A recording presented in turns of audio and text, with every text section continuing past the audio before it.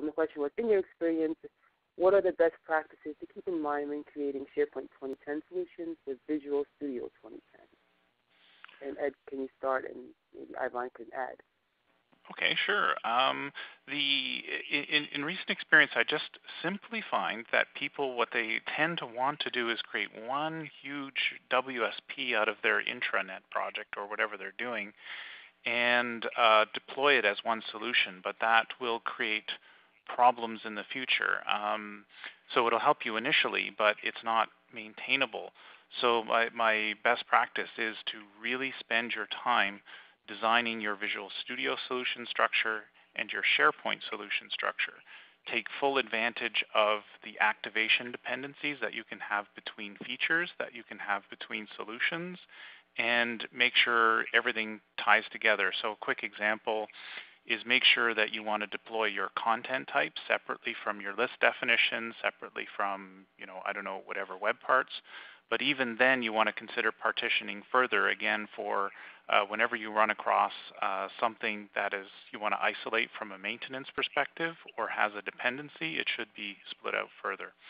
So that in general is keep in mind to designer really spend some time on designing your feature solution structure. Yeah, and I completely agree. I'd take it just a step further and say when you're in Visual Studio, make sure you have common tooling, whether you're using VS 2010 or VS 2008, Style Cop, FX Cop, TFS 2010. So storing your source code, common naming conventions like what are we going to call not just WSPs, but what are we going to call the solution, the Visual Studio solution. Each of the projects, what are our naming convention for classes, etc. And then, turning on the assembly file version and downloading a tool or using a tool that increments your file version. And one of the things I always do is create a README that goes in the feature. So it says, hey, this is what the feature does, because and invariably, after you go from client to client to client to client, someone you're coming in behind, you may have given the documentation to the client, but they don't know where it's at or whatever. So when I put the documentation in the feature, it makes it really easy to find.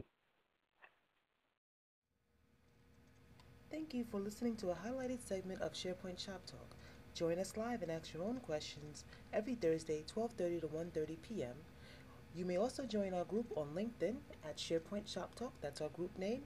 And we hope that you can join us. We look forward to the continued sharing of SharePoint knowledge.